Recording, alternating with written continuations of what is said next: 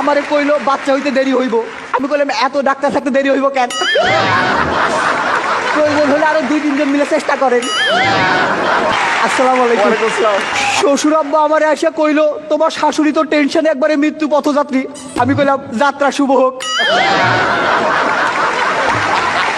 এক ভদ্র মহিলা এসে আমারে কইলো আমার পোলা তো 3 মাস হইলো হাঁটতেছে। আমি কইলাম হায় হায় ওরে আটকান, বহুদূর তো চইলা গেছে।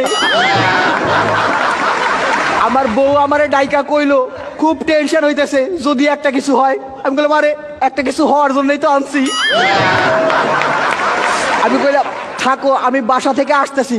কইলো তা আগে তোমার শালি আসুক। আরে তাইলে যায় লাভ কি? দিদা আমারে কইলো বাচ্চা হওয়ার আগে টক খাওয়ান লাগে, এই ধর তোর বইয়ের জন্য 1 বাটি আচার নিয়ে যা। আমি কইলাম তাহলে আমারও 1 বাটি দাও।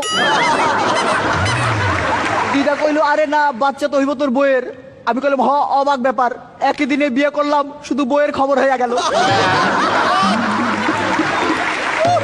বউ কইলো বাড়িতে নতুন অতিথি আসতেছে, শুনে খুব আনন্দ পাইলাম।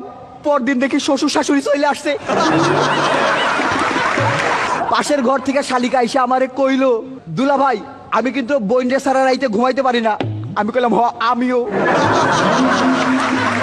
আজ থেকে তোমরা দুজনে একসাথে থাইকো, আমি মধ্যিখানে ম্যারেজ